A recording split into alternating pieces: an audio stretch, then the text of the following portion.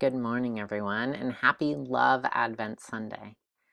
As we explore the binding ties of love and how we can learn to rely on one another, I wanted to share this story that reminds me of heartstrings, if you remember that one, and how we are connected even when we can't see it.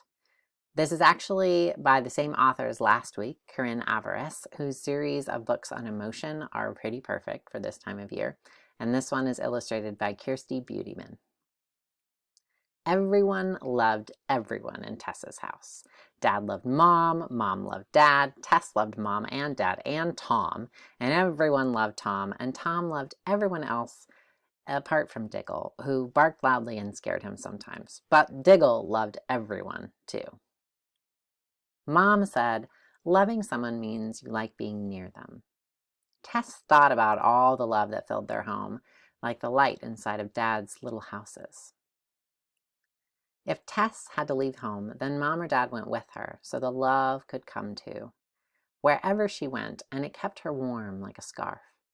When Tess visited Granny and Gramps' house, the love she had left there last time was still safe inside. Tess always had love nearby.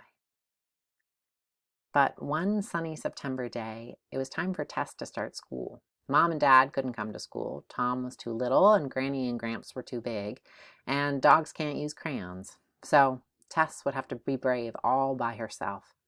School was large with lots of doors and windows. It wasn't like a candle house or a warm scarf.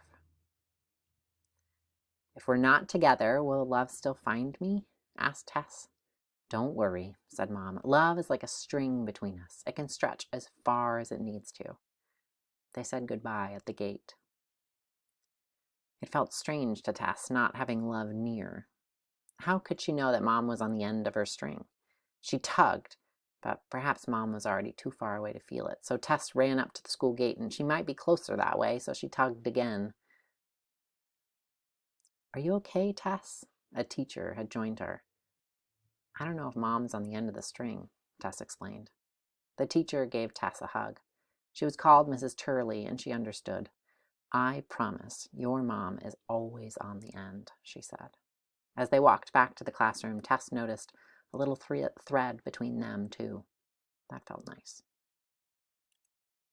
Mrs. Turley guided Tess to a table where a boy was making a paper dragon. Do you want to help? He asked excitedly and offered her the glue. As they played, Tess told the boy all about her strings. And I have strings too, the boy said. He was called Harry, and one of his strings was very special. It stretched far away because his dad had died when he was small. It goes up high, Harry explained. And now Tess had a string with her new friend, too. The more she looked, the more Tess saw that everyone had strings. Love that went sideways, backward, forward, and upward. When school ended, she felt a little tug on her string as she thought about Mom waiting for her at the gate. Tess stood with Miss Turley and watched as one by one all the children were met with a hug and left for home. Where was her mom? Tessa's tummy fluttered and her heart beat fast. Her sadness turned to worry, and she tugged the string again and again and again to see if anyone was there. Mrs. Turley took her back into the classroom to wait. It seemed to Tess that her string was useless. It wasn't connecting her to anything. With trembling hands, she untied the knot and let it fall to the floor. Then Tess cried and cried, and though Mrs. Turley tried to help, she wanted to be alone.